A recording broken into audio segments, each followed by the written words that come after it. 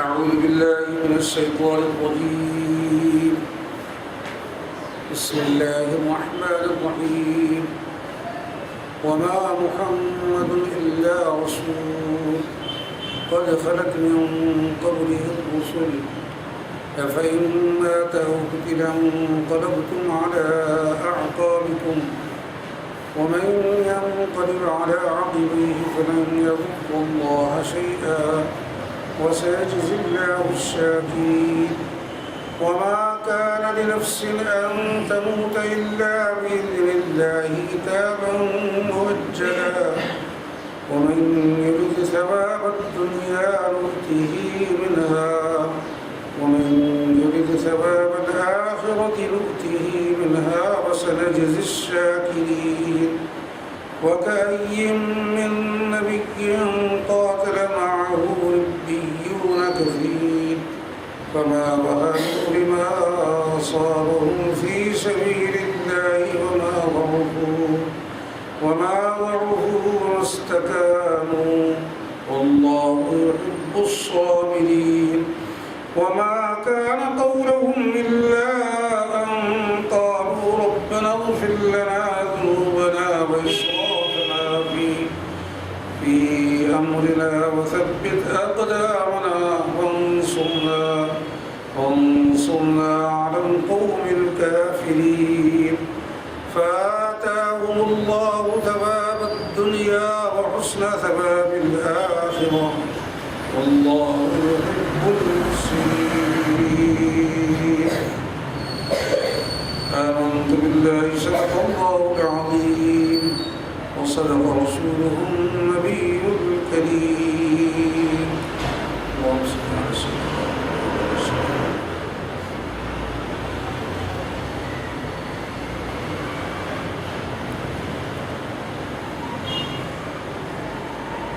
بسم الله الرحمن الرحيم.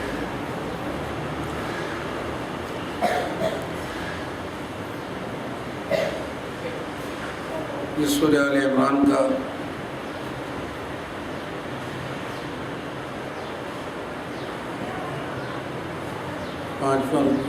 15واں رکوع چل رہا ہے اور چوتھے پارے کا 8واں رکوع.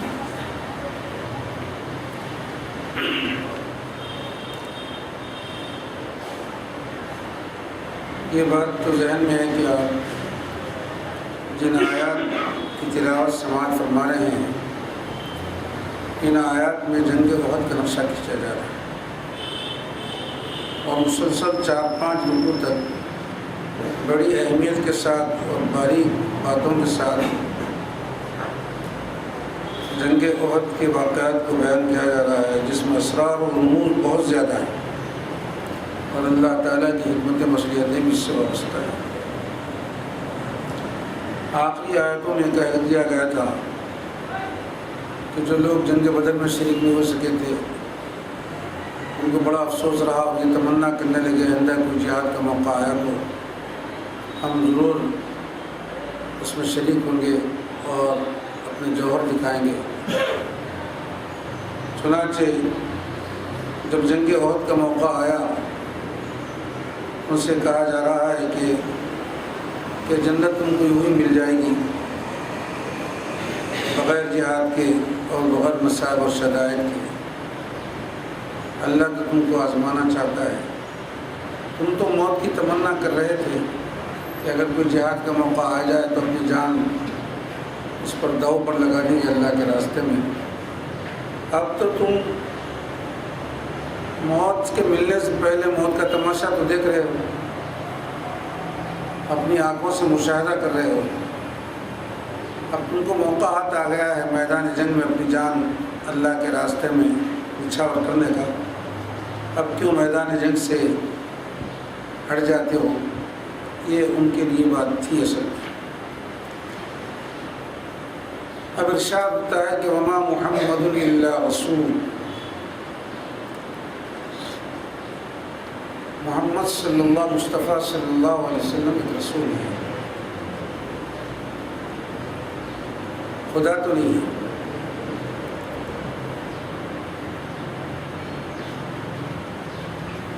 قد خلت من قبلہ الرسل، آپ سے پہلے بھی بہت سارے رسول گزر چکے ہیں۔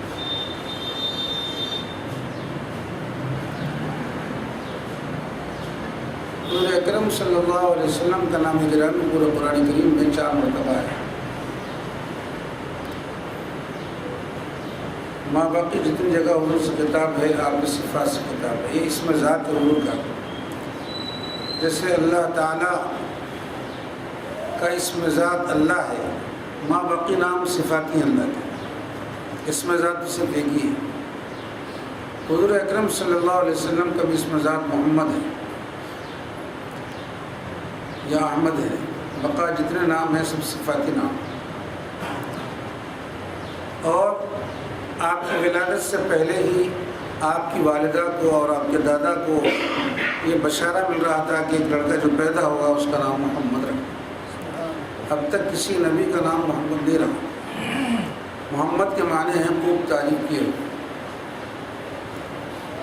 ہمیشہ ان کی تعریف ہوتی رہی، آسمانوں سے لے کے زمینوں تک، مکانوں سے لے کے زمانوں تک، ہمیشہ آپ کی تعریف کی جاتی رہی۔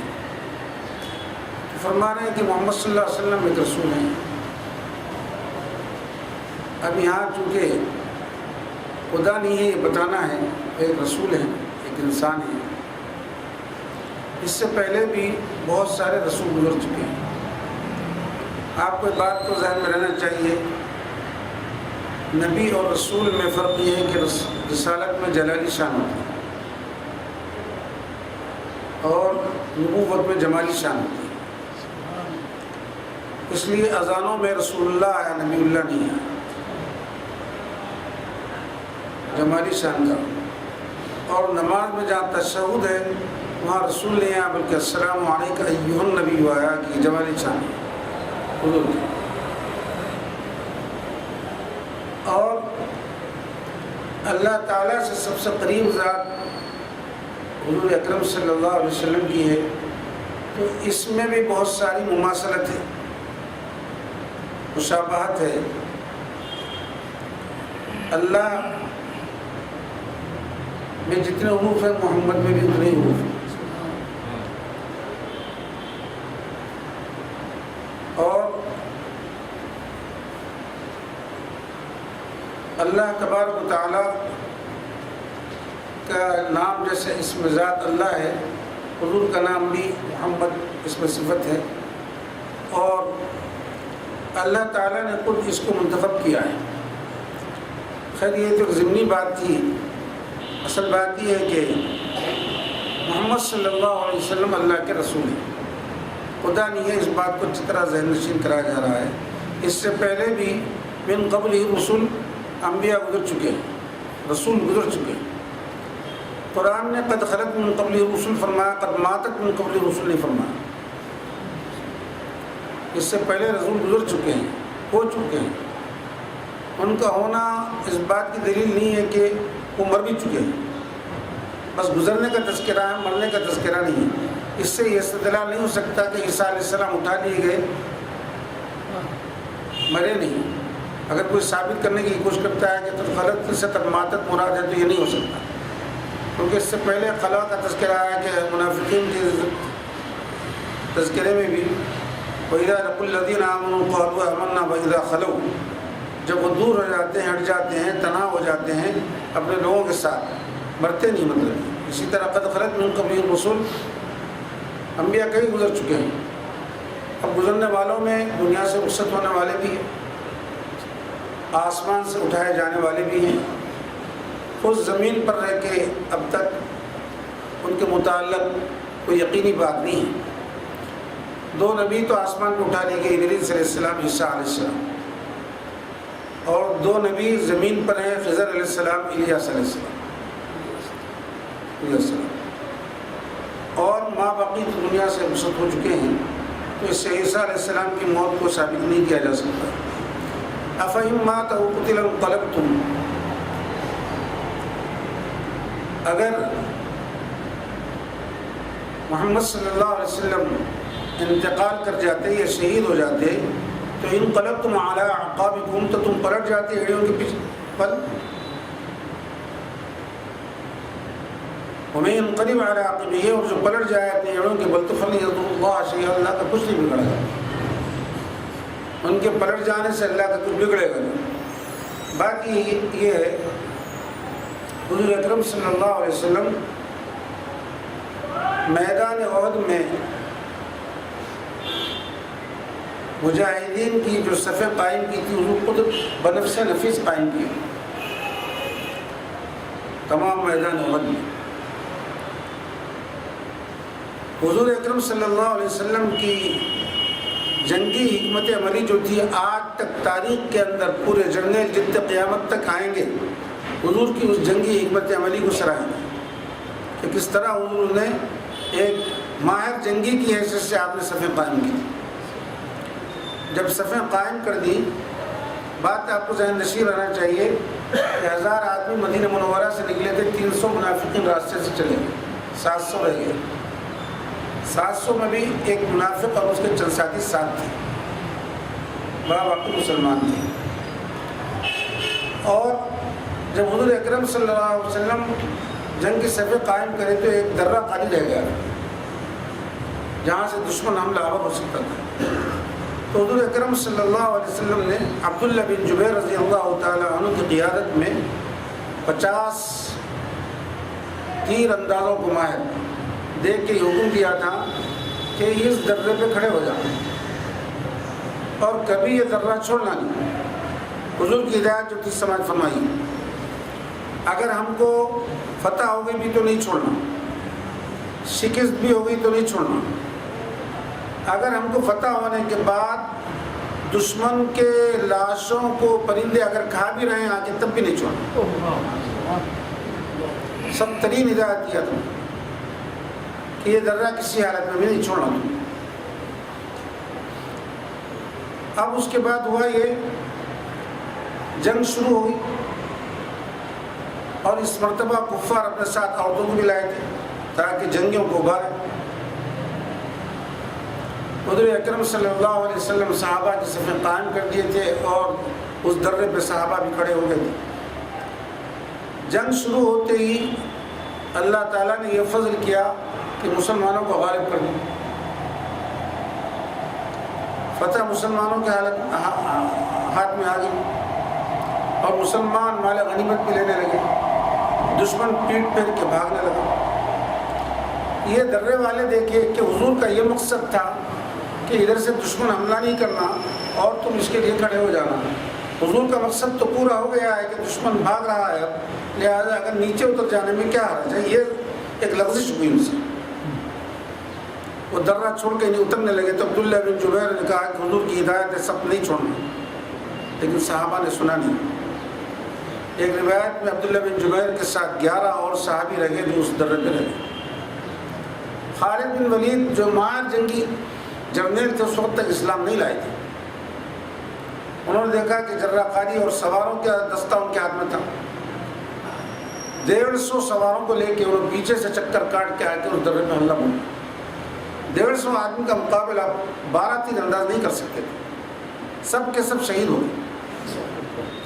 سب کے سب شہید ہونے کے بعد وہ لوگ جو پیچھے سے حملہ کرے تو یہ بھاگنے والی جو تھے یہ لوگ بھی آپ پلٹ گئے، تو ادھر سے یہ لوگ حملہ کریں، پیچھے سے وہ لوگ حملہ کریں، مسلمان بیچ میں آ گئے۔ جو جیتی ہوئی بازی تھی اب وہ پلٹ گئی، غلبہ اور فتح جو تھا وہ بدل گیا۔ اس موقع کا فائدہ اٹھا کے ایک کافر کیا کہ حضور اکرم صلی اللہ علیہ وسلم پر ایک پتھر مارا، حضور کے دندان مبارک بھی شہید ہو گئے۔ ایک روایت میں آیا کہ حضور اکرم صلی اللہ علیہ وسلم گر گئے۔ اس کے بعد صحابہ دیکھے کہ حضور کے اوپر یلغار ہو رہی ہے، کئی کافر آ گئے ہیں۔ مصعب بن عمیر جن کے ہاتھ میں بدر میں بھی جنگ بدر میں بھی جھنڈا تھا اور اس میں بھی جھنڈا ان کے ہاتھ میں تھا، وہ آ کے حضور کے سامنے کھڑے ہو کے ایک ڈھال کا کام کرنے لگے۔ ان کے ہاتھ پر ہی 42 زخم تھے۔ کئی صحابہ آ کے کھڑے ہو گئے اس پر اور وہ قریب آ گئے تھے، قریب آ کے یا خاتون تھی جن کا صحابیہ، انہوں نے دیکھا کہ حضور کے قریب آ گئے تو وہ اپنا کام چھوڑ دے کے مشکیزے کا تلوار لے کے مقابلہ کرنے لگی، اور وہ مشہور تھی 2 ہاتھوں سے تلوار چلانے میں، وہ صحابی بعد میں بھی نہیں، حضور کے بعد وفات پانے کے بعد جنگوں میں لڑتی تھی۔ باہر صورت اب حضور بھی زخمی ہو گئے اور صحابہ 70 صحابہ شہید ہو گئے، کئی صحابہ زخمی ہو گئے۔ اس کے بعد ابو سفیان جو ایمان نہیں لائے تھے اس پر، انہوں نے کہا کیا تم میں محمد صلی اللہ علیہ وسلم ہیں؟ یہ جاننا چاہتا تھا کہ وہ بھی حیات ہیں کیا؟ حضور نے فرمایا جواب مت دو۔ اس کے بعد پوچھا کیا ابو بکر ہیں تم میں؟ حضور نے فرمایا جواب مت دو۔ اس کے بعد اس نے کہا کہ وہ عمر ہے تمہارے اندر؟ حضور نے فرمایا جواب مت دو۔ تو اس نے سمجھا تینوں قتل ہو گئے۔ اس نے ایک نعرہ مارا علی حبل، بت تھا ان کا ایک جس کی وہ پوجا کرتے تھے، پرستش کرتے تھے کہ حبل بلند رہے۔ اس کے بعد فرمایا ہمارے درمیان میں لل عزا، ہمارے درمیان عزا ہے ہمارا معبود، تمہارے پاس کچھ نہیں۔ تو سیدنا عمر سے رہا نہیں گا اس وقت، انہوں نے کہا کہ ارے کافر ہم سب موجود ہیں اس وقت۔ پھر حضور نے فرمایا جواب دو اس کو، ہمارے پاس ہمارا اللہ ہمارا مولا ہے، تمہارا کوئی مولا نہیں ہے۔ قرآن میں بھی اس کا تذکرہ ہے سورہ محمد کے اندر کہ ہمارے لیے مولا ہے، تمہارے لیے مولا نہیں ہے۔ انہوں نے اس کا جواب دیا تھا ذالک بأن اللہ مولا الذین آمنوا وأن الکافرین لا مولا لهم، مسلمانوں کو تو مولا ہے، کافروں کو مولا نہیں۔ تو حضور نے اس کا جواب دیا۔ اس کے بعد ایک خبر مشہور ہو گئی کہ حضور کے جیسے ہی گرتے ہیں کہ حضور شہید ہو گئے۔ اب یہاں پہ ایک بہت نازک وقت آ گیا تھا مسلمانوں کو۔ حضور کی شہادت کی خبر جیسے ہی اڑی تو اس میں 3 قسم کے لوگ ہو گئے۔ ایک وہ تھے جو ثابت قدمی کے ساتھ لڑ رہے تھے، چنانچہ ایک صحابی کو دوسرے صحابی نے کہا کہ حضور اب نہیں رہے دنیا میں، تو پھر ہم رہ کے کیا کریں گے؟ حضور جس مشین کو لائے تھے اسی میں لڑتے ہوئے چلے جائیں گے، بلکہ دشمنوں کے گھمسان دشمنوں کی صفوں میں گھس گئے، مارتے چلے گئے، خود بھی زخم کھا کر آخر میں شہید ہو گئے۔ بعض لوگوں نے کہا جو کمزور ایمان کے تھے ثابت قدم، جب حضور ہی نہیں رہے تو لڑ کے کیا کریں؟ جو منافقین تھے ان کو تو موقع ہاتھ آ گیا، اس میں جماعت تھی، انہیں بھائی چلو اب تو ایسا صورتحال ہوا، کاش ابو سفیان سے کوئی امان دلا دے، ہمارے رہ کے کیا کریں گے، اب اپنے دین کی طرف پلٹ جاؤ پہلے۔ بعض لوگ خیر خواہی کے پردے میں مشورہ دینے لگے چلو، بعض لوگ منافقین کے دل میں جو بات تھی بالکل صاف ہو کے آ گئی۔ اور جب مسلمان تھے وہ تو ثابت قدم رہے، بلکہ اللہ نے اس حالت جنگ ان پر ایک کرم فرمایا ہے جس کا تذکرہ آگے آتا ہے کہ ان کی اس وقت کی حیرانی اور پریشانی سے اللہ تعالیٰ نے ان مضبوط ایمان والوں کو جو بچایا، کس طریقے سے بچایا، عین حالت جنگ میں، میدان جنگ میں امن کی ایک نیند طاری کر دیا ان کو، امنتاً نعاساً یغشا بلکہ آتا ہے، ایک اونگ طاری ہو گئی۔ حضرت طلحہ رضی اللہ عنہ میں اس قوم کی حالت میں مجھ سے کئی مرتبہ تلوار گر گئی نیند کی وجہ سے، تاکہ اللہ تعالیٰ ان کو اس الجھن سے بچانا چاہ رہا تھا، امن سے روز حالت میں۔ کیا کرم فرمائی اللہ تعالیٰ کے لیے۔ یہ جو نقشہ ہے جنگ کا، یہ آپ کے ذہن میں آ گیا ہے پورا۔ تو اللہ تعالیٰ فرمایا دیکھو اگر محمد صلی اللہ علیہ وسلم شہید ہو چکے ہیں تو اللہ تو باقی ہے نا، اللہ کے دین کی عظمت، اس کی روئی، اس کی بلندی کے لیے تو تم لڑ لیتے، اور حضور بھی وہی پیغام تمہارے پاس لے کے آئے، تم بدل کیوں ہوتے ہیں؟ فَإِن مَاتَ وَقُتِلَ انقلبتم عَلَىٰ أَعْقَابِكُمْ، اگر حضور اکرم صلی اللہ علیہ وسلم انتقال فرما جائیں یا شہید ہو جائیں تو تم اپنے ایڑیوں کے بل پلٹ جاؤ گے، اور اگر ایسا کرے بھی وَمَن يَنقَلِبْ عَلَىٰ عَقِبَيْهِ، پیچھے اپنے ایڑیوں کے بل پلٹ جائیں تو اللہ کا کچھ بھی بگاڑ نہیں سکے گا۔ فَسَيَجْزِي اللَّهُ وَسَيَجْزِي اللَّهُ الشَّاكِرِينَ۔ اللہ تعالیٰ بہت جلد ہی اپنے شکر گزار بندوں کو ثواب عنایت فرمائے، جزا سے مال مال فرمائے اللہ تعالیٰ۔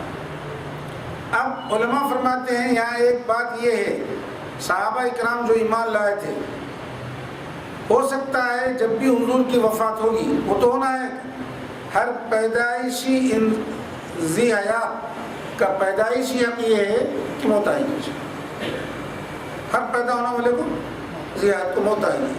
حضور اکرم صلی اللہ علیہ وسلم پر بھی ایسا ہے، تو صحابہ کا کیا حال ہوگا اس وقت، اس کا اندازہ ہم لوگ نہیں کر سکتے۔ صحابہ کو حضور سے جو محبت تھی، جو عشق تھا، وہ کسی کو نہیں ہے۔ اپنے محبوب کے پردہ فرمانے سے جو غم کا پہاڑ ان پہ گرے گا، وہ دوسروں کو کیا اندازہ ہوگا اس سے؟ جو عشق و محبت ان کو تھا دوسروں کو تو نہیں ہے۔ ظاہر بات ہے اپنے باپ کے مر جانے کی وجہ سے اس کے چہیتے بیٹے کو جو غم ہوگا وہ دوسرا اندازہ نہیں کر سکتا اس کو۔ اپنے شوہر کے گزر جانے سے جو اس کی بیوی پر غم ہوگا وہ دوسروں کو اندازہ نہیں ہو سکتا اس سے۔ اپنی اولاد کے گزر جانے سے باپ پہ جو غم کا پہاڑ ٹوٹے گا کسی کا اور اندازہ نہیں ہو سکتا۔ تو حضور کے پردہ فرمانے سے صحابہ پر جو غم کا پہاڑ ٹوٹا ہے وہ کسی کو اندازہ نہیں ہو سکتا۔ تو اللہ تعالیٰ نے حضور کے وفات کے اصل حالات آنے سے پہلے ایک ایسی حالت پیدا کر دی کہ ایک قبر مشہور ہو گئی کہ حضور کا ہو گئے۔ تو صحابہ کیا انواع یہ نقشہ دیکھنا چاہ رہے تھے، اللہ تعالیٰ آزمانا چاہ رہے تھے، تو صحابہ کے 3 گروہ ہو گئے۔ تو اب یہاں ان کو تاکید کر کے دل جمعی کر رہے، دیکھو تم جس کی عبادت کر رہے ہیں وہ اللہ کی بات کر رہے ہیں، وہ اللہ تو ہمیشہ زندہ ہے، حی قیوم ہے۔ حضور تو پردہ فرمانے والے ہیں، اگر آج رہ بھی گئے تو کل دنیا سے مسلمان ہے۔ تم کو ثابت قدم رہنا چاہیے، حضور کے لائے ہوئے مشین کو آگے بڑھانا چاہیے۔ ایسا نہیں کہ حضور اب چلے گئے اب رہ کے کیا کریں، ایمان سے پھر جائیں، یہ بات تو نہیں۔ اس طرح اللہ نے تنبیہ کی ہے صحابہ کی، جس طرح ایک شخص ایمان لا کے اسلام سے پھر جاتا ہے اسی طرح لوگوں کی حالت اسلام سے نہیں پھرنے والی۔ اور بعض لوگوں نے اختیار کیا اگر ہم جنگ میں نہ آتے تو صحیح سلامت رہتے، یہ شدائد کی مسائل سے دو چار نہیں ہوتی، کسی طرح اپنے گھر پہنچ جائیں، امن میں رہیں۔ قرآن کہتا ہے وَمَا كَانَ لِنَفْسٍ أَن تَمُوتَ إِلَّا بِإِذْنِ اللَّهِ كِتَابٌ مُّجَّلٌ، اللہ کے حکم کے بغیر کسی کو موت نہیں آ سکتی۔ یہ بات اچھی طرح ذہن نشین رہے، ہر مسلمان کے ذہن میں، قلب و ذہن میں، اور ہر انسان کے ذہن میں، اللہ کے حکم کے بغیر کسی کو موت نہیں آتی۔ کسی کو بیماری سے آتی ہے، کسی کو میدان جہاد میں آتی ہے، کسی کو یوں ہی تباہ کسی وجہ سے آ جاتی ہے، اللہ کے حکم کے بغیر تو پتہ بھی نہیں سکتا۔ اور اللہ جس کو بچانا چاہے اس کو موت نہیں آ سکتی، خواہ کتنے ہی شدائد مصائب میں رہو، غم کے کتنے پہاڑ تو جو اس جسم کے اوپر کروڑوں ٹن اگر مٹی بھی گر جائے تو وہ زندہ رہے گا۔ چنانچہ آپ نے دیکھا ہے کہ کئی جگہ عمارتیں گری، عمارتیں گرنے کے بعد 12 دن کے بعد میرے سے زندہ نہیں ہوئی۔ ان کی زندگی خود محافظ تھی، ان کی موت کی حفاظت کر رہی تھی ان کی زندگی۔ اللہ کا حکم نہیں آتا، اللہ کے حکم کے بعد کوئی مرتا نہیں۔ قرآن یہ کہتا ہے اگر تم گھروں میں بھی رہتے اللہ کا حکم آ جاتا تم مر جاتے، اور تم میدان جہاد میں آئے ہیں، اللہ کا حکم ہوا تمہاری موت یہاں ہے، تمہارے لیے موت یہاں آ جائے، اور اللہ بچانا چاہا تو اس میدان جہاد میں بھی تم کو کوئی نقصان نہیں پہنچا سکتا۔ حضرت خالد بن ولید بعد میں ایمان لے کے آئے، بڑے درجے کے صحابی بھی ہوئے اور بڑے جنرل تھے، اسلام کی فتوحات ان کے ہاتھوں پر بہت ہوئی، کئی ملکوں کو فتح کیا۔ جسم کا کوئی حصہ ایسا نہیں تھا ان کا جہاں زخم نہ ہو۔ اور سب سے پہلے خطاب حضور اکرم صلی اللہ علیہ وسلم نے اسلام میں انہیں کو دیا تھا، سیف اللہ کا خطاب، اللہ کی تلوار کا خطاب دیا۔ سیف اللہ کے معنی اللہ کی تلوار کا خطاب، دشمنوں کے صفوں میں بے جگری کے ساتھ گھس جاتے ہیں۔ کوئی معرکہ ایسا نہیں ہے جہاں انہیں موجود ہو اور فتح نہ ہو، کوئی معرکہ ایسا نہیں۔ اور جنگ احد کے بعد کوئی جنگ ایسی نہیں ہوئی ہے باقاعدہ جس میں مسلمانوں کو شکست ہو۔ جنگ صحابہ میں، تابعین میں ہمیشہ جیتتے رہے۔ یہ تو جنگ احد میں یہ فتح کے بعد جو شکست ہوئی دراصل اللہ کی ایک آزمائش ہے اس میں، جس کا قرآن خود تذکرہ کر رہا ہے۔ آزمائش کے طور پر ہم نے اس فتح کو شکست میں بدل دیا۔ تو یہ فرمایا جا رہا ہے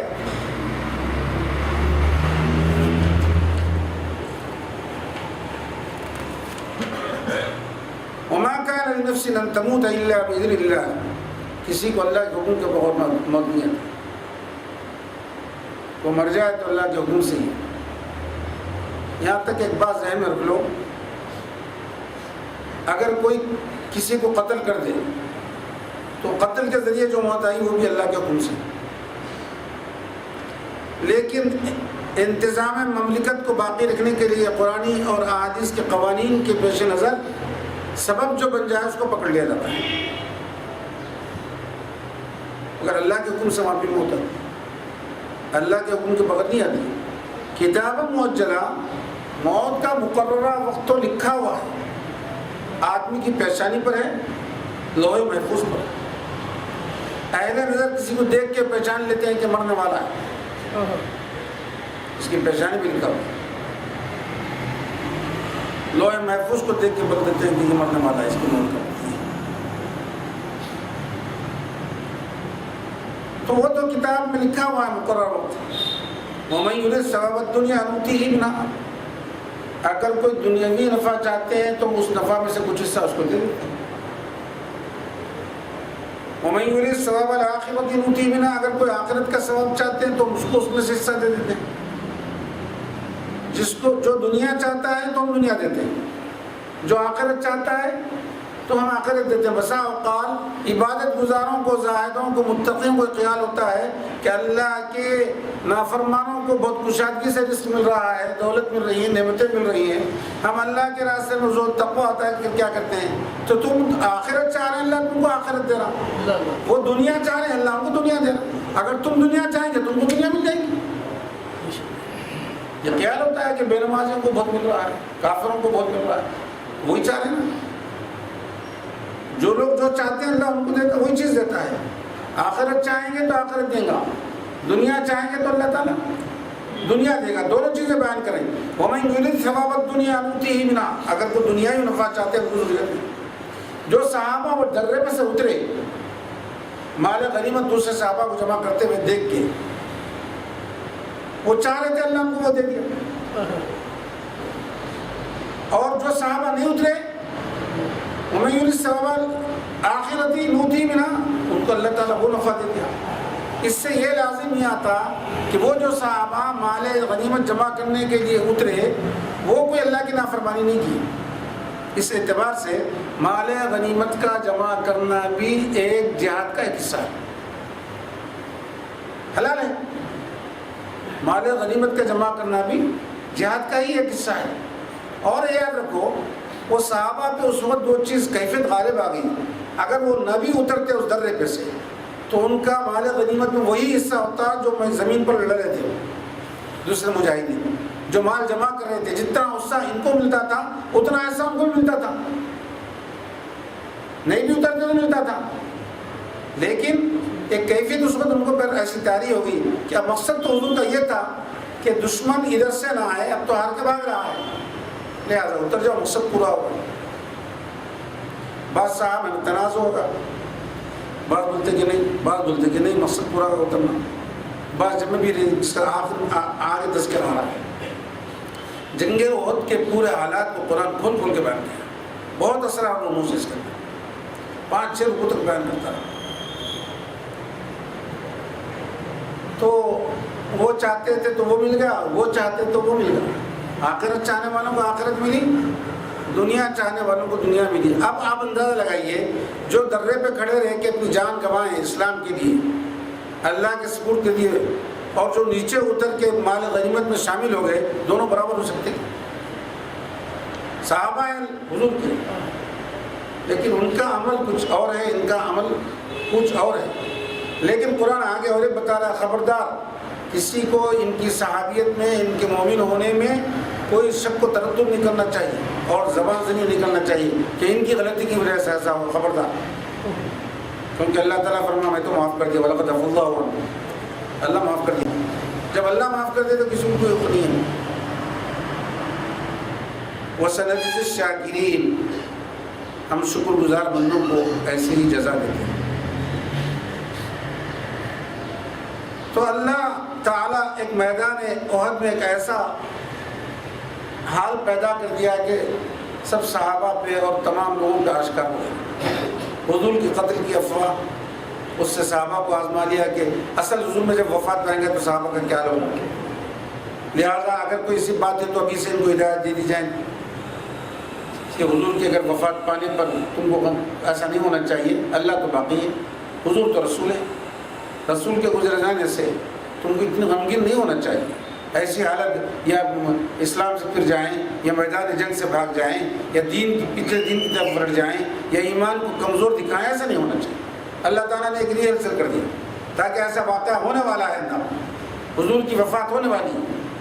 چنانچہ جب حضور کی وفات ہوئی، سیدنا عمر کھڑے ہوئے تلوار نکال کے لگی، خبردار اگر کوئی حضور انتقال فرما گئے ہیں، اگر کوئی کہا تو گردن اڑا دوں. سب کا حال عجیب و غریب ہوگا. ابو بکر صدیق رضی اللہ تعالیٰ عنہ یہ آیتیں لے کے کھڑے ہو گئے سند کی طور وما محمد اللہ رسول قد خلت من قبلہ الرسل افإن مات. صحابہ کو سمجھانے لگے اور اعلان کرے منبر پہ چڑھ کے اگر کوئی محمد صلی اللہ علیہ وسلم کی پرستش کرتا ہے تو سن لے وہ تو چلے گا، اور اللہ کی کوئی پرستش کرتا ہے تو اللہ باقی. صحابہ کو سمجھانے والی ایک ہی شخصیت تھی، سیدنا ابو صدیق رضی اللہ تعالیٰ. اس لیے سیدنا عمر نے مرتبہ کوشش کی تھی کہ ابو بکر کے مقابلے میں آگے بڑھنے کی، لیکن ہار مان کے بولے نہ ان کے قول میں ہم آگے بڑھ سکتے نہ ان کے فعل میں ان سے آگے بڑھ سکتے. تو صحابہ کا یہ نعرہ تھا کہ حضور کے بعد، حضور کے ہی زمانے میں اگر کوئی برگزیدہ شخصیت ہے تو ابو بکر صدیق کی شخصیت، ان سے بڑھ کر کوئی نہیں حضور کے بعد. وَكَأَيٍّ مِّن نَّبِيٍّ قَاتَلَ مَعَهُ رِبِّيُّونَ كَثِيرٌ. اب قرآن ایک انداز سے یہ حضور کے صحابہ کو جو جنگ میں حصہ لیے تھے ان لوگوں کو پچھلے انبیاء اور ان کے ساتھ دینے والوں کا ایک واقعہ یاد دلاتا ہے. وَكَأَيٍّ مِّن نَّبِيٍّ، کتنے نبی ایسے گزرے ہیں، کئی نبی گزرے ہیں، ان کے ساتھ اللہ والوں نے جہاد کیا تھا. ربیون کسی ربانی لوگ، اللہ والے لوگ، بڑے بڑے اللہ والے، ان کے ساتھ جہاد کیے تھے، قتل میں حصہ لیے تھے، جہاد میں حصہ لیے تھے. فما وهنوا لما اصابهم فی سبیل اللہ. وہ نہیں ہارے، جو کچھ ان کو مصیبت اللہ کے راستے میں ان کو پہنچی تھی اس کی وجہ سے ہمت نہیں ہارے. وما ضعفوا، اور نہ کمزور ہوئے، وما استکانوا، اور نہ دب گئے. تین صفتیں ان کی بتائی جا رہی ہیں. نہ ہمت ہارے وہ لوگ، ہار نہیں مانی، اور نہ کمزور پڑے اور نہ دبے. واللہ یحب الصابرین. اللہ تعالیٰ مصیبت پر صبر کرنے والوں سے بہت محبت رکھتا ہے، ان کو دوست رکھتا ہے. مصائب میں صبر کرو. دو صفتیں ہیں جو آدمی کو بلند کر دی: مصائب، شدائد، آزمائش، ابتلا کے وقت میں ثابت قدم بھی رہنا، صبر بھی کرنا، اور عفو درگزر سے کام بھی کرنا، آدمی کو بڑا اونچا کرنا. مصائب کے وقت تو ثابت قدمی یہ اللہ کے فضل ہے جو کسی کو عطا ہوتی ہے. وما كان قولهم الا ان قالوا ربنا اغفر لنا ذنوبنا واسرافنا في امرنا وثبت اقدامنا وانصرنا على القوم الكافرين. ان پچھلے انبیاء کے ساتھ لڑنے والوں کا ایک نقشہ کھینچتے ہوئے ان کے قول قرآن نقل کر رہا ہے. کیا اچھے الفاظ ہیں، کیا پرمعنی پرمغز ہیں، کیا ان کی خواہش تمنا کی غور کرو. وہ نہیں کہتے تھے، کیا کہتے تھے؟ اے ہمارے پروردگار اغفر لنا ذنوبنا، ہمارے گزشتہ گناہوں کو معاف فرما. ایسی حالت جب کسی کے ساتھ جنگ میں میدان جہاد میں اترتے اور تلواریں چلتے رہتی، اس وقت اللہ کی بارگاہ میں معروضہ پیش کرتی: اغفر لنا ذنوبنا، اے ہمارے گناہوں کو معاف فرما دے. علماء فرماتے ہیں آدمی پہ جو مصیبت آتی ہے یا آدمی پر کوئی ایسی آفت آتی ہے تو یہ نہیں سمجھنا کہ میں بے گناہ ہوں، پچھلے گناہوں کے سبب سے آتی ہے۔ پچھلی زندگی میں کوئی گناہ ہو جائے، ان گناہوں کی وجہ سے کیا آتی ہے؟ مصیبت آتی ہے۔ تو انہوں نے سب سے پہلے معروضہ بارگاہ الہی میں کیا پیش کیا؟ اغفر لنا ذنوبنا، ہم میدان جہاد کے اندر آ گئے، دشمنوں میں گر گئے، پروردگارا یہ مصیبت ہماری کوئی لفظش کی وجہ سے آئی ہوگی، اغفر لنا ذنوبنا، آپ ہمارے پچھلے گناہوں کو معاف کریں۔ معروضہ ایک پیش کیا۔ انسان پہ جو مصیبت آتی ہے پچھلے گناہوں کی سبب سے آتی ہے۔ قرآن خود کہتا ہے ظہر الفساد فی البر والبحر بما کسبت ایدی الناس، یہ بر و بحر میں، زمین و خشکی میں جو فساد رونما ہو رہا ہے یہ انسان کے کرتوتوں کے سبب، آدمی کر کے بھول جاتا ہے، لیکن کبھی مسائل گرفت آتی ہے انہیں گناہوں کی پاداش میں آتی ہے۔ تو سب سے پہلے معروضہ ہے کیا ہے انہوں نے کہ ہمارے گناہوں کو بخش دیں، پچھلے گناہ بخشے جائیں گے تو ہم پاک و صاف ہو جائیں گے، باقی نہیں رہے گا ہمارے ذمہ میں کوئی گناہ کا حساب کتاب، لہٰذا ہم میدان جہاد میں ثابت کر دیں۔ وَإِسْرَافَنَا فِي أَمْرِنَا، ہمارے معاملے میں، جنگی تیاریوں میں جو زیادتیاں اور کوتاہیاں ہو گئی اس کو معاف فرما۔ ایسا ہوتا ہے کہ دشمن سے مقابلہ کرنے میں جو جنگی تیاری ہوتی ہے، آدمی میں کبھی اس کی تیاری میں کوشش لغزش ہو جاتی ہے، کوتاہی ہو جاتی ہے۔ جو دشمن کے پاس ہتھیار ہے وہ ہتھیار ہمارے پاس نہیں رہتے،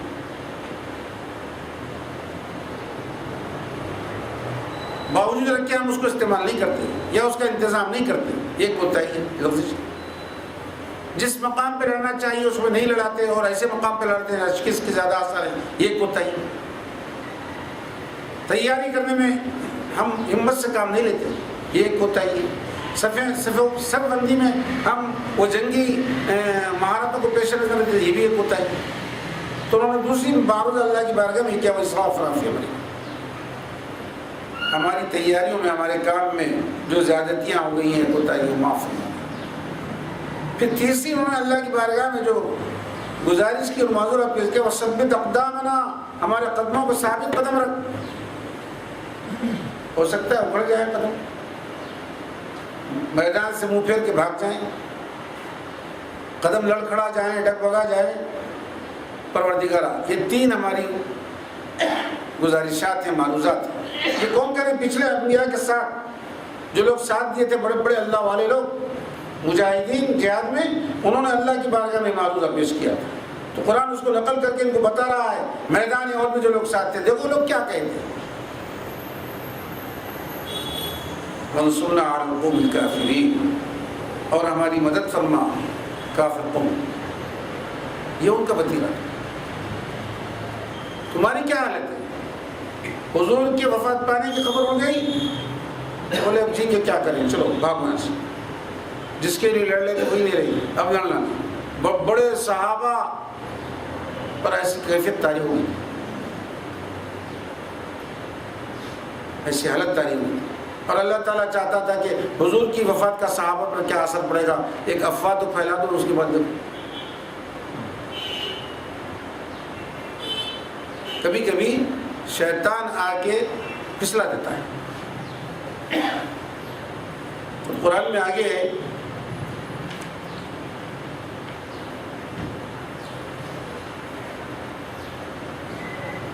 اِنَّمَا اسْتَزَلَّهُمُ الشَّيْطَانُ بِبَعْضِ مَا كَسَبُوا،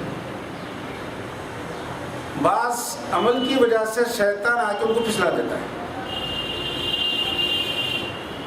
حالانکہ فاعل حقیقی اللہ ہے، اللہ کے پھسلانے کے کوئی پھسلتا نہیں، لیکن چونکہ شیطان یا کار فرما ہے، اللہ تعالیٰ اس کی نسبت اس کی طرف کر کے بول دیا کہ شیطان پھسلا رہا ہے، ایسے افواہ گرم کرنا۔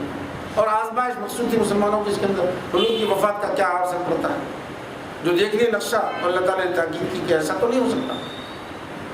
ان کو پہلے سے مجھے محمد صلی اللہ علیہ وسلم اور وفات پا جائیں، ان کی وفات پا جانے کی وجہ سے اگر تم پھر جائیں تو اللہ کا کچھ بگاڑ نہیں سکتے، اللہ کا دین تو رہے گا۔ بعض صحابہ نے گھس کے جب حضور ہی وفات پا گئے، ہمیں کیا کریں، جان دے دی لڑتے لوگ، بعض لوگ بھاگ گئے، بعض منافقین تو بہت زوردار طریقے میں اتر کے افواہ پھیلانے لگے، در پردہ خیر خواہی سے مشورہ دینے لگے، ارے بھائی اب تو لڑکے کیا کریں، چھوڑ دو فلاں۔ اور جو ثابت قدم پکے ایمان والے تھے، اللہ تعالیٰ نے میدان کے اندر بھی راحت دی، ان کو تاریخ کر دیا۔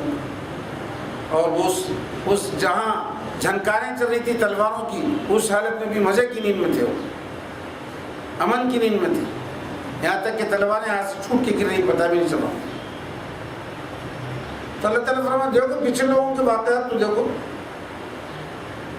دیکھ کے وہ لوگ کیا کیے، یہ ایک سبق سیکھو۔ یا ایھا الذین آمنوا فآتاہم اللہ ثواب الدنیا وحسن ثواب الآخرہ، اللہ تعالیٰ دنیاوی نفع بھی دیتا ہے ان کو دیتا ہے، وحسن ثواب الآخرہ، یہاں آخرت کے ثواب کے ساتھ ایک حسن کا لفظ بڑھا کے اللہ تعالیٰ نے ایک ایسی اس میں کیفیت پیدا کر دی ہے، ثواب آخرت کا حسن تو الگ ہی ہے، بہترین بدلہ ہے۔ واللہ یحب المحسنین، اور اللہ تعالیٰ احسان کرنے والوں سے دوستی رکھتا ہے۔ یا ایھا الذین آمنوا ان تطیعوا الذین کفروا یردوکم علی اعقابکم، خبردار ہے ایمان والو، اگر تم ان کافروں کا کہاں مانو گے، ان کی اطاعت کرو گے، وہ تم کو لوٹ پھیر دیں گے، علی اعقابکم، تم کو لوٹا دیں گے پچھلے پاؤں، فتنقلبوا خاسرین، اور اس کا پلٹنا تمہارا اس وقت خسارے کا پلٹنا ہے۔ کافر مشورہ دے رہے تھے چلو میدان جنگ سے، اب کیا کریں، لڑکے چلے جائیں گے، منافق مشورہ دے رہے تھے، شیطان تو ایڑی چوڑی کا زور لگا دیا تھا، خبردار در پردہ خیر خواہی کے پردے میں تم کو غلط مشورہ دیں گے، کبھی ان کی اطاعت نہیں کرنا، ان کا کہا نہیں ماننا۔ تو قرآن روک رہا ہے، ہو سکتا ہے حضور کے صحابہ سے کہ لفظش ہو جائے، بشری حالت غالب آ جائے، ان کا کام مان لیں گے، ان کی خیر خواہی قبول کر لیں گے، قرآن فرمانا نہیں، کبھی ان کی اطاعت نہیں کرنا اس بارے میں، وہ تم کو خسارے کی طرف لوٹا دیں گے۔ بل اللہ مولاکم وخیر الناصرین، بلکہ اللہ تمہارا مولا ہے، مددگار ہے، وہ بہترین مددگار ہے۔ جب اللہ تعالیٰ کسی کی مدد کے لیے آ جائے، اب شکست کا سوال پیدا ہو، ہمیشہ اللہ مددگار جس کا ہوتا ہے وہ غالب رہتا ہے، اس کو کبھی شکست نہیں ہوتی۔ سنلقی فی قلوب الذین کفروا الرعب بما اشرکوا باللہ ما لم ينزل به سلطانا، دیکھو اللہ کی مدد کیسی ہے، اللہ مددگار ہے نا تمہارا۔ جب کافر جنگ کا کاسہ پلٹ دیے تھے، مسلمان شکست کھا گئے تھے، 70 شہید ہو گئے تھے، بہت زخمی ہوتے، خود حضور صلی اللہ علیہ وسلم زخمی ہو گئے تھے، ایسے موقع پر ان کو مدینے میں گھس کر اللہ بولنے میں کوئی چیز مانے نہیں تھی، جیت کر بھی کیسے بھاگے۔ دیکھو اللہ تمہارا مددگار ہے نا، یہ تو ایک آزمائش تھی تمہاری، اللہ تم کو آزما لیا، کون کس درجے میں معلوم ہو گیا، ظاہر کر دیا سب کے اوپر۔ جیتنے کے بعد کافروں کے دل میں جو روب ڈالا تمہارا، جو ہیبت ڈالا، جیت کے ہی بھاگنے لگے، چلو یہاں سے چلو، چلے جائیں گے، اب ٹکنے کی ضرورت نہیں، ہو سکتا ہے کچھ اور پلٹ کے ہو جائے۔ اور یہ غلطی کا احساس ابو سفیان کو راستے میں ہو گیا، تھوڑی دیر جانے کے باوجود ہم نے کیا غلطی کی ہے، جیتی ہوئی بازی ہم نے ہار دی پھر۔ ایسے موقع پہ جب ہمارے ہاتھ میں سب کچھ آ گیا تھا، پورے مدینے کو تہس نہس کر دے سکتے تھے، چلو پلٹ جائیں گے یہاں سے، پھر جا کے حملہ کریں گے، لیکن اللہ نے روک ڈال دیا تھا، وہ روک کی وجہ سے آگے نہیں بڑھ سکتا، خود اختلاف ہو جاتا کہ میں کہاں جاتے بھائی، چلو جو کچھ ہوگا جتنی یہی لے کے چلو، وہ لوگ پلٹ جائیں گے تو کیا حال ہوگا۔ اور حضور صلی اللہ علیہ وسلم خود فرماتے ہیں کہ میرا روب 1 مہینے کی مسافت پر دشمنوں پر پڑتا ہے، 1 مہینے کی مسافت پر دشمنوں پر روب پڑتا ہے۔ اس وقت پیدل جاتے تھے، گھوڑوں پر جاتے تھے، 1 مہینے کی مسافت کتنی ہوگی دیکھیے۔ اب اگر راکٹ میں بھی جا رہے ہیں تو مہینہ باقی ہے، کتنا جہاز میں اڑ کے 1 مہینے کی مسافت پہ جائیں گے، جب بھی مسلمانوں کو روب باقی رہے گا۔ سبحان اللہ، وہ روب کی بجائے اللہ نے جو روب ڈالا وہ جیت کر بھی بھاگنے لگے پلٹ کے۔ اور حضور کو معلوم ہوا کہ وہ لوگ ایسا ارادہ کر رہے ہیں، تو حضور نے بھی کہا جو لوگ زخمی ہوئے وہی لوگ چلے ساتھ، جو جنگ میں تھے وہی چلے، تازہ دم آنے کی ضرورت نہیں ہے، چلو ایک مقام تک جا کے حضور نے پیچھا کیا، اسی حالت میں، زخموں کی حالت میں،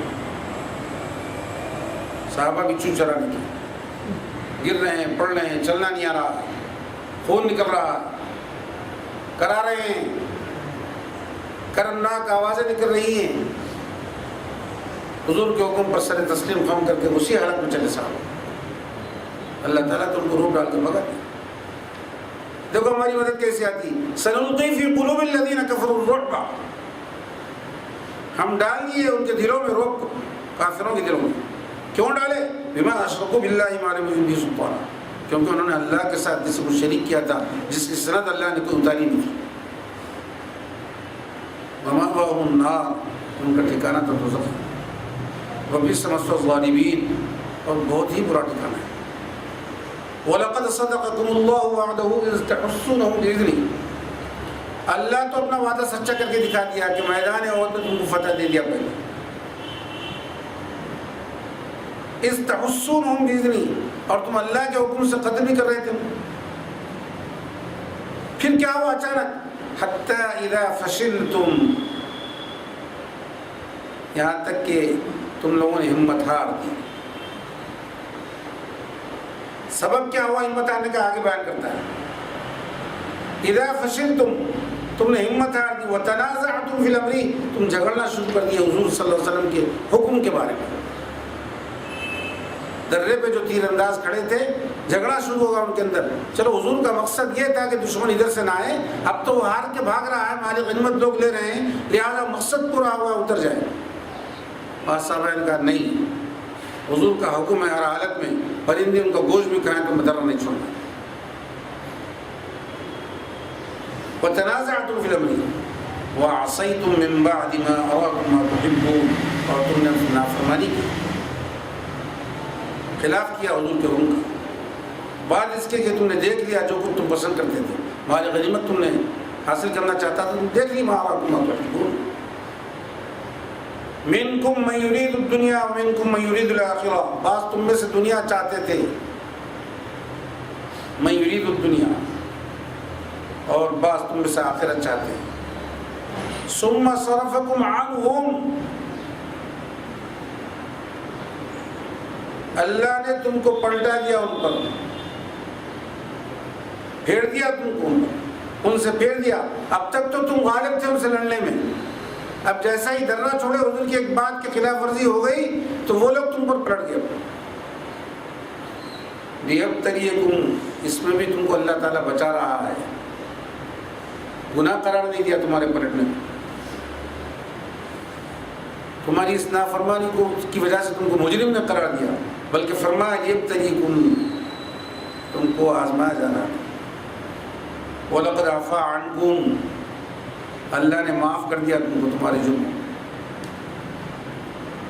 واللہ ذو فضل عظیم، اور اللہ بڑا فضل والا ہے، علی المؤمنین، ذو فضل علی المؤمنین، ایمان والوں پر اللہ فضل کرنے والا ہے۔ جنگ احد ہونے کے بعد صحابہ کو بڑا ملال ہے، یہ کیا ہوگا کہ حضور کی بات کریں اللہ فرمائے، قرآن اترا ان کے لیے، انہوں نے حبیب اکرم صلی اللہ علیہ وسلم کو اللہ تعالیٰ نے ہدایت دیا، میرے محبوب معاف کر دیجیے آپ ان کے جرموں کو معاف کر دیا۔ حضور نے ان کو معاف کر دیا۔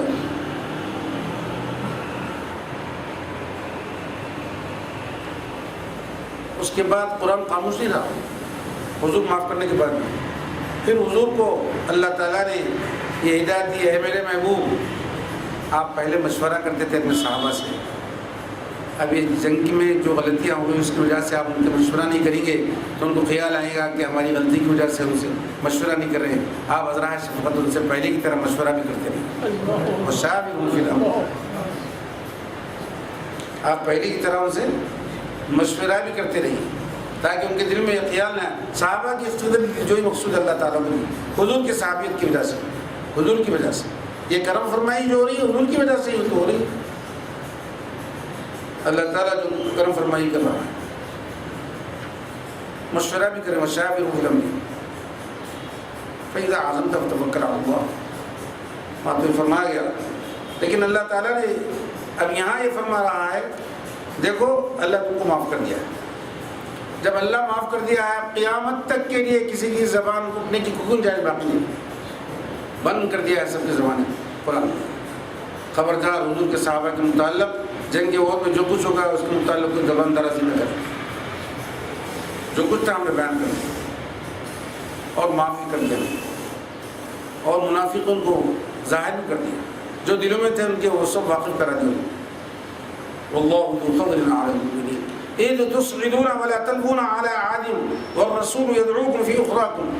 ذرا اس جنگ کا نقشہ تو دیکھو، جب حالت ایسی ہوئی، جیتی ہوئی بازی تمہاری، تم ہار گئے، دشمن تم پر غلبہ کرا، تو اذ تصعدون، اس وقت کو یاد کرو تم کو زمین میں بھاگ رہے تھے میدان جنگ چھوڑ کر، ولا تلوون علی احد، پلٹ کے بھی نہیں دیکھ رہے تھے کسی کی طرف، اپنی جان بچی چلو نکلو وہاں سے، اور رسول کا یہ عالم تھا، وہ رسول یدعوکم فی اخراکم، رسول تم کو پکار رہا ہے تمہارے پیچھے سے، آؤ، کہاں جا رہے ہیں میرے صاحب، آ جاؤ۔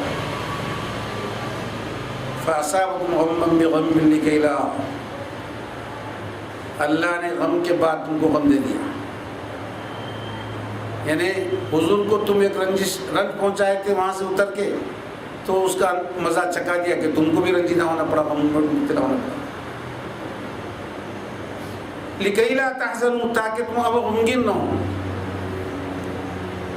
یا اپنی لفظ سے تمہارے کو غم میں مبتلا کر دیا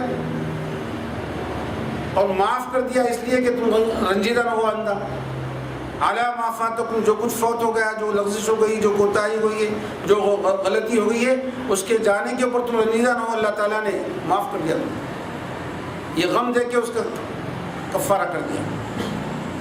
وَلَا مَا أَصَابَكُمْ، اور جو تم سے آئندہ تم کو کوئی مصیبت نہ پہنچے، جو چھوٹ گیا ہے اور جو مصیبت پہنچی اس پر اللہ نے غم دے دیا، اب آئندہ رنجیدگی سے بچا لیا۔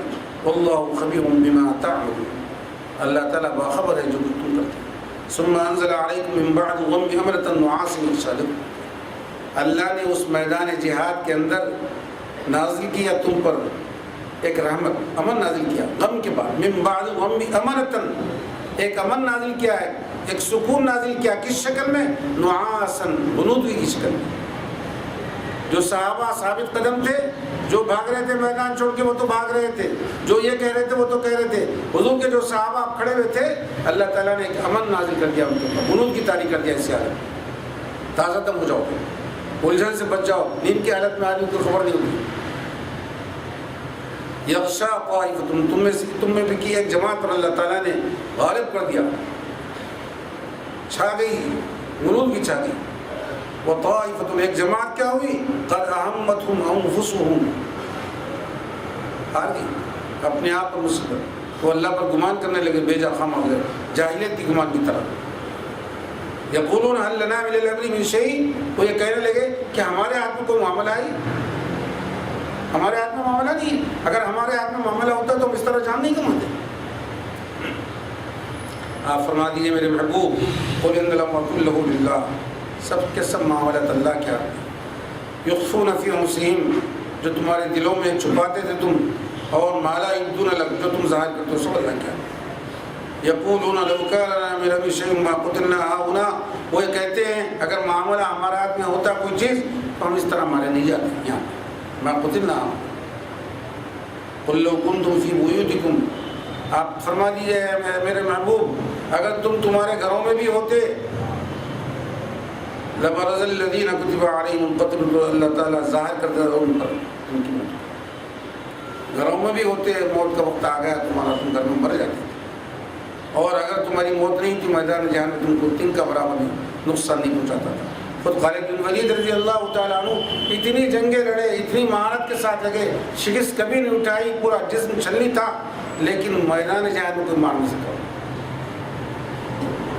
وقت نہیں آیا تھا، کتاب موجلہ اللہ لکھ دیا ہے مقرر ہوتا، وہ تو بستر مرگ پر دنیا سے رخصت اپنے رفیق اعلیٰ سے جا ملی، بہت روتے تھے صحابہ کے ساتھ، میں کوئی وقت ایسا نہیں چھوڑا کہ جنگ میں رہتا تھا، آج ایک بستر پر مر رہا ہوں، حالانکہ میرے جسم پر کوئی جگہ باقی نہیں۔ صحابہ سمجھاتے تھے اللہ کے رسول نے آپ کو سیف اللہ کا خطاب کیا، اللہ کی تلوار، اگر آپ میدان جہاد میں شہید ہوتے، دشمن یہ افواہ اڑاتے، اللہ کی تلوار ٹوٹ گئی۔ اللہ تعالیٰ اس تان سے آپ کو بچانا چاہتے ہیں، کوئی بات نہیں۔ وَلِيَبْتِلِ اللَّهُ مَا فِي صُدُورِكُمْ وَلِيُمَحِّصَ مَا فِي قُلُوبِكُمْ، اللہ تعالیٰ آزما جو کچھ تمہارے دلوں میں ہے، اور پاک صاف کر دیا ما فی قلوبکم، جو تمہارے دلوں میں، واللہ علیم بذات الصدور، اللہ جاننے والا ہے جس کو ان الذين تولوا منكم يوم التقى الجمعان انما استزلهم الشيطان ببعض ما كسبوا.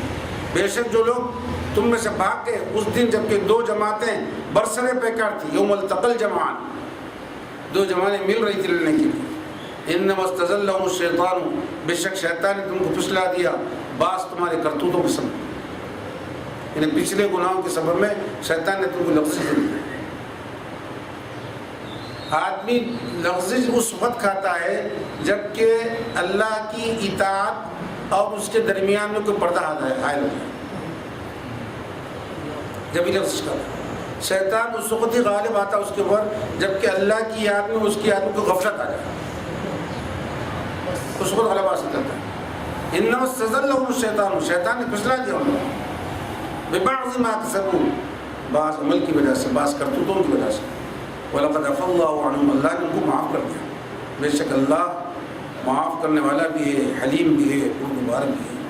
تمام صحابہ کو میدان احد کے اللہ نے معافی کا تمغہ والا کر دیا، اور حضور اس کو بھی ہدایت دی کہ آپ بھی معاف کر دیجئے اور بدستور مشورہ کرتے رہیے، ان کی دل جوئی کرتی رہی. اور راز یہ تھا کہ آپ کی وفات کی خبر اڑی تو صحابہ کی جو کیفیت ہو گئی کہیں اصل وقت میں ایسی ہو جائے تو وہ برداشتہ نہ ہو جائیں. ہم نے ان کو تاکید کر دیا، قرآن نازل کر دیا کہ حضور کی وفات کے وقت میں پہلے ہی حضور کی اصلی وفات سے پہلے ہی صحابہ کو متنبع کر دیا. ایسا نہیں ہونا چاہیے. رسول آئے اپنا کام کرے اور دنیا سے رک سکے. حضور بھی پردہ پر فرمانے والے چلے جانے والے، ان کی شہادت یا ان کے دل سے برداشتہ نہیں ہونی چاہیے.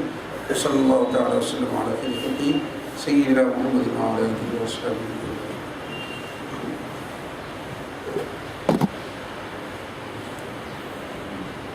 بزرگوں کے واقعات سے بھی بسا اوقات قرآنی احکام کو واقعات کو سمجھنے میں مدد ملتی ہے، اور ان کے واقعات سے ایمان بھی تازہ ہوتا ہے، بشرطے کہ آدمی اپنے سینے سے اس کو لگائے. کیونکہ جو کچھ سنتے ہیں اگر اس کو ذرا توجہ سے ذہن میں بٹھا لیں تو آئندہ زندگی میں کام آتا ہے. حضرت جنید بغدادی رضی اللہ تعالیٰ عنہ ایک قبرستان میں جہاں کھوپڑیاں پڑی ہوئی تھیں پرانی خبروں سے، ایک لکڑی آپ کے ہاتھ میں تھی، وہ کھوپڑیوں کو اٹھاتے اور لکڑی ایک کان میں ڈالتے، اگر وہ لکڑی دوسری کان میں سے نکل جائے تو اس کو اٹھا کے دوسری پھینک دیتے.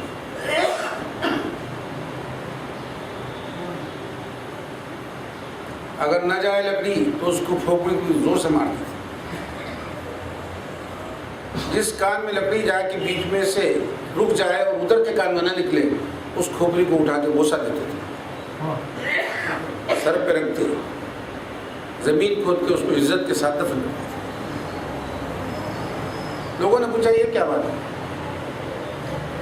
آپ کچھ کھوپڑیوں کو پھینک دیتے ہیں دور، کچھ کو مار دیتے ہیں کسی پر، بعض کو بوسہ دیتے ہیں.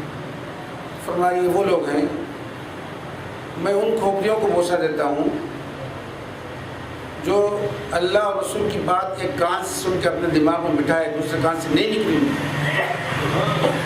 اس کو بوسہ دیتا ہوں، عزت کے ساتھ دفن کرتا ہوں. جس میں سے لکڑی نکل گئی تو ان کا یہ حال تھا ادھر سے سنی ادھر سے نکال دیا تو پھینک دیتا ہوں. جن کے کان میں گئی نہیں لکڑی انہوں نے سنی ہی نہیں، اس کو بھی پھینک مار دیتا. اسی کو بوسہ دیتا ہوں جو اللہ رسول کی بات کو سن کے بٹھائیں. تو ہم جو سنتے ہیں تھوڑی توجہ کے ساتھ بٹھا لیں تو آئندہ زندگی میں ہمارے لیے بڑی فتح اور کامنی ہے، یہاں تک کہ زندگی میں موت کے لیے ہوتی ہے. حضرت معروف تلقی رحمۃ اللہ علیہ بڑے اولیاء کبار میں سے گزرے. میں اس سے پہلے بھی عرض کیا ہوں، جن کے ادب و احترام کا پیران پیر اس طرح کرتے تھے کہ پہلی مرتبہ جب بغداد میں آئے کشتی سے اترے تھے، اترتے ہی چپل اتار لی تھی. لوگوں نے پوچھا ابھی تو شہر شروع ہو رہا ہے، آپ نے کیوں چپل اتار لی؟ معروف کرقی اس شہر میں رہتے ہیں، میں خلاف ادب سمجھتا ہوں کہ چپل. یہ بزرگوں کا ادب تھا. ہمارا کیا حال ہے؟ دیکھو مسجدوں کے اندر دور تک چپل پہن کے آتے ہیں، چپل چھوڑنے کی جگہ مقرر ہے. جب بڑے بڑے اولیاء کبار ہوتے ہیں تو ان کا یہ حال ہے، اور ہم جو تو اندر جہاں نماز پڑھنے کی جگہ ہے چپل وہاں تک لے کے آتے ہیں، حالانکہ مقررہ جگہ پر چپل اتار کے رکھ بھی سکتے ہیں. وہ لوگ دور سے چھوڑتے تھے. تو معروف قرقی رحمۃ اللہ علیہ نصرانی تھے, عیسائی تھے. جب وہ بچپن میں پڑھنے کے قابل ہے تو ان کے والد نے ان کو مکتب میں ایک استاد کے پاس لے جا کے پڑھایا. تو پہلا درس اس نے جو دیا تھا یہ دیا تھا کہ یہ کہو تم بیٹے کہ خدا تین میں سے ایک, تثلیث کے قائل ہے نا نصرانی. ایک تو اللہ بولتے ہیں, ایک عیسیٰ اللہ کے بیٹے بولتے ہیں, تو ایک روح جبرائیل علیہ السلام. تو تثلیث کے قائل ہیں, بولو تین, اللہ تین میں سے ایک ہے. آپ نے فرمایا, حالانکہ بچے تھے تو اللہ جس کی نگرانی تربیت کرتا ہے, آپ فرمایا میں نہیں بولوں گا اللہ تو ایک ہے. اللہ بہت کوشش کیا استاد, اس کو بہت مارا پیٹا, آپ بہت مار کھا کے وہاں سے نکل کے گھر کو نہیں گئے, غائب ہو گئے وہاں سے. اللہ ہدایت کرتا کسی نہ کسی کے ذریعے. حضرت امام علی موسیٰ بن رضا رحمۃ اللہ علیہ کی خدمت میں پہنچ کے اسلام قبول کر لیا. دن گزرتے رہے, بڑے ہونے کے بعد ایک مرتبہ اپنے گھر پہ آ کے آواز دی, کون ہے پوچھے اندر سے, تو بولے معروف کرتی ہوں. سمجھ گئے ان کے ماں باپ کی بیٹا آیا. اندر سے پوچھے کس دین پر ہے تم؟ وہ تو نصرانی تھے نا, یہ بھی نصرانی تھے, بیٹے تھے, اسلام قبول کر. انہوں نے کہا میں دین محمدی پر ہوں الحمدللہ. ان کے ماں باپ خوش ہو کے باہر آ گئے, گلے سے لگا دیے, خود بھی مسلمان. معروف کرفی کا ایک مرتبہ معروف کرفی راستے میں ایک جگہ بیٹھ کے کھانا کھا رہے تھے, اور ایک کتا بھی سامنے تھا. ایک نیوالا خود کھاتے, ایک نیوالا کتے کو کھلاتے. اتفاق سے اسی وقت میں ان کے ماموں کا گزر ہوا ادھر سے, اور ماموں حاکم تھا شہر کا, دین اسلام پر نہیں تھا, دین محمدی پر نہیں تھا. بھانجے کو دیکھے اس حالت میں تو رک گئے. رک کے قریب آ کے, معروف تو ان کو حیا نہیں آتی کیا, کتے کے ساتھ کھانا کھا رہا ہے. آپ فرمائیں مجھے شرم آ رہی ہے اس لیے تو کتے کے ساتھ کھانا کھا رہا ہوں, حیا آ رہی ہے اس لیے کتے کے ساتھ کھانا کھا رہا ہوں. یہ جملہ بول کے آسمان کی طرف دیکھے, ایک پرندہ اڑاتے اشارہ کرے اسے. وہ اشارہ کرتے ہی پرندہ آ کے آپ کے ہاتھ پہ بیٹھ گیا. اب پلٹ کے ماموں کی طرف بولے, جو اللہ سے حیا کرتا ہے سب پرندے اسی طرح اس سے حیا کرتے ہیں, اس کی تمام مخلوق. یہ اللہ سے حیا کرنے کی وجہ سے یہ پرندہ جو میرے اشارے پر آیا ہے. ماموں حاکم تھا, بہت شرمندہ ہو گیا. تو اللہ تعالیٰ اپنے خاص بندوں کو جو کیفیتیں عطا کرتا ہے اس کی قربت کی وجہ سے, وہ بڑی چیز ہوتی ہے. اس لیے ان کے اس عمل میں ہمارے لیے درس ہوتا ہے. اللہ سے حیا کرنا چاہیے. گرچہ کے فقہاء فرماتے ہیں بند حمام میں آدمی کو کپڑا بن کر نہانا چاہیے. اگر یہ پوچھے کہ بھائی اگر کوئی نہیں ہے, بند حمام میں ہے, اگر کپڑا نکال کے نہانا ہے تو نہا سکتے ہیں. بولتے فقہاء بولتے ہیں نہا سکتے ہیں, لیکن اللہ سے بھی حیا کرنا چاہیے. اللہ تو جدا نہیں ہے نا, اللہ تو ساتھ ہے. اللہ سے حیا کرتے ہوئے کپڑے کو بن کے رکھنا چاہیے, گرچہ کوئی دے نہیں رکھ رہا. دوسروں سے تو سرپوشی ہو رہی ہے, اللہ سے حیا کرنا چاہیے. جو بندہ اللہ سے ڈرتا ہے, اللہ سے شرمتا ہے, اور مخلوق اس سے ڈرتی ہے. اس کی جسامت کی وجہ سے نہیں, اس کی بہادری اور شجاعت کی وجہ سے نہیں, اس کی طاقت کی وجہ سے نہیں, اس کی حکومت کی وجہ سے نہیں, بلکہ اللہ سے حیا کرنے کی وجہ سے. اللہ سے وہ شخص ڈرتا ہے تو مخلوق اس سے ڈرتی ہے. یہ پیام اس کے اندر ہمارے لیے ہے. اللہ سے ہمیشہ ڈرنے والوں سے کے لیے دوسری مخلوق اس کا خیال کرتی ہے. کوئی بھی مخلوق ہو, انسانوں کے علاوہ دوسری مخلوق بھی اس کا خیال کرتی ہے. اللہ سے حیا کرنا چاہیے, اللہ کی قربت اختیار کرنا چاہیے, اللہ کے احکام کو پیش کرنا چاہیے. الحمدللہ رب العالمین. اللهم صل على سيدنا محمد وعلى آل سيدنا محمد عدد ما في علم الله صلاة دائمة بدوام الله. ربنا تقبل منا إنك أنت السميع العليم وتب علينا إنك أنت التواب الرحيم. ربنا تقبل منا الفاتحة.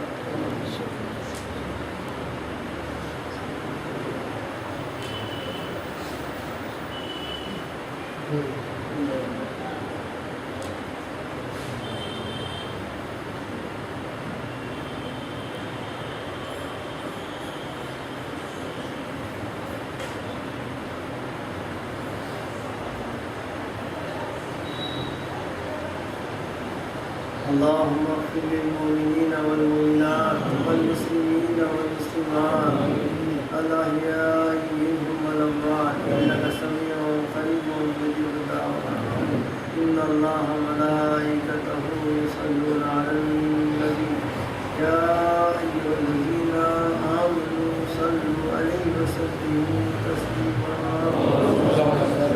وعلى آله وصحبه سبحان ربك رب العزة عما يصفون وسلام على المرسلين والحمد لله